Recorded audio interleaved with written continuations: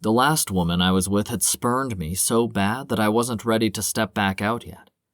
I had met her in a bar, had thought she was perfect. She was shy, blushing at everything I said, and cute.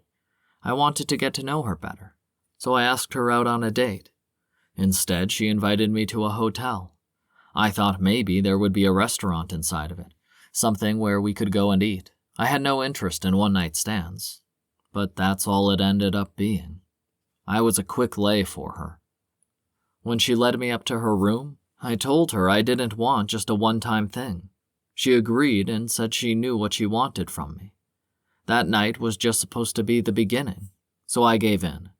Then, immediately after, she kicked me out.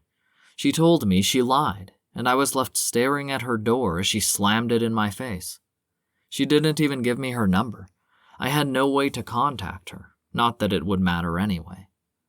After that, I was left wanting to avoid women just as much as I wanted to find that perfect little for me. I wanted her to fall in my lap without me taking the risk necessary to find my happiness. I wanted what I couldn't have, and that was why it left me with something missing in my chest.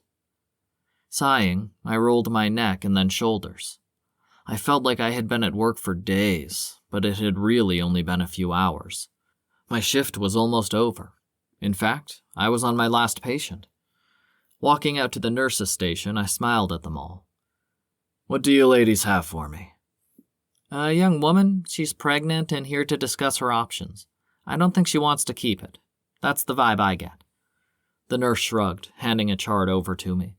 I flipped through the pages, reading over everything. "Okay.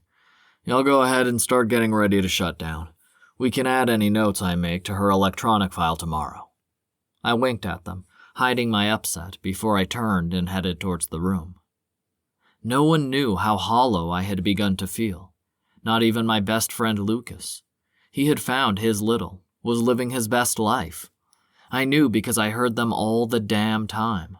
Mia wasn't quiet, and I had started sleeping with headphones in at night. That wasn't anything I wanted to hear, especially when it left me painfully hard and even more lonely than before. Now wasn't the time to think about that, though, and I pushed through the door after knocking, my eyes on the chart, reading her name.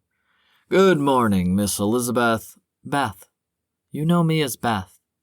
The woman's voice flowed over me in a soothing wave, the same way it had done the first time I met her. Her voice had been one of the reasons I had asked her out. I could picture myself listening to her speak all day long. My eyes snapped up, meeting hers. It was Beth, the woman who had lied to me, kicked me out of her hotel, and left me wondering what was wrong with me. She was here, sitting on the table and staring at me. She was dirty and skinny, looking homeless compared to the woman she had been the last time I saw her. It had only been 3 months since that day.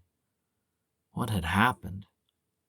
And then I looked back at her chart, seeing how far along her pregnancy was, and everything clicked into place. The air seized in my lungs, my heart beating rapidly in my chest. I felt as if the world dropped away, leaving me free-falling towards something I wasn't anywhere near ready for. The timing was too perfect.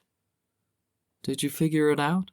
she asked, her voice as soft and smooth as it was when I had last seen her. "I'm sorry, Will. I know you don't want this. I don't either, but it's here."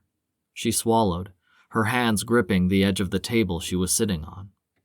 "I'm pregnant and the baby is yours."